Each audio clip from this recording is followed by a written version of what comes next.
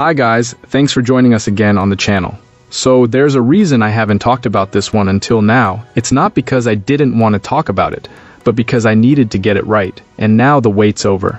But before we get into that, don't forget to check this exclusive discount for it. You can find the link in both the video description and the top comment below. Now let's not waste any more time and jump right into the details. So, I picked up this power station on Amazon on December 4, 2024. It came in at $479 plus about $50 in tax for a total around $529. As of January 3rd, it's still $479 with the Amazon coupon, which felt like a solid deal considering the competition. The device claims an 1152 watt-hour LiFePO4 battery, but you derate it first by 10%, then by 15%.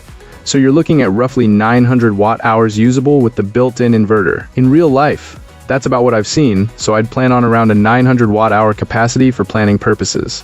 This power station is self-contained and reasonably light for what it is, with an 1800 watt continuous inverter and a 700 watt peak.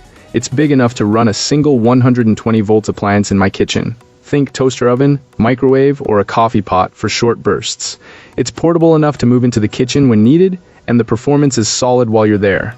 The unit is quiet. The cooling fan reminds you it's doing work, but you don't notice it much during normal use. A clear con is the internal battery size. If your goal is to run a refrigerator during a longer outage, you'll feel the math. My fridge sits around 70 watts on average with occasional peaks up to 400 watts, which can push the internal pack toward its limit, especially if you're also using a lamp or other small loads. My workaround was to add an external 100 amp hour, 1280 watt hour, 12 volt LiFePO4 battery and connect it to the charging input. At 12 volts I saw about 98 watts of input, and at 24 volts around 150 watts, with a continuous 90 watt draw via the inverter, and the external battery providing extra oomph. I managed over 16 hours with about 10% left in the internal battery. Pushing to roughly 380 watts yielded about 9 hours with 3% remaining. Efficiency isn't perfect. The combined input-output losses sit in the 69 to 77% range, depending on load.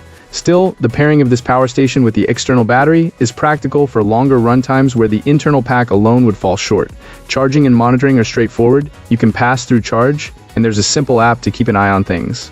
Customer support has improved a lot lately. I've seen Bluetti staff engage on Reddit and offer help, replacements, or repairs when needed. Firmware updates helped calibration steps also boosted performance, once I followed them.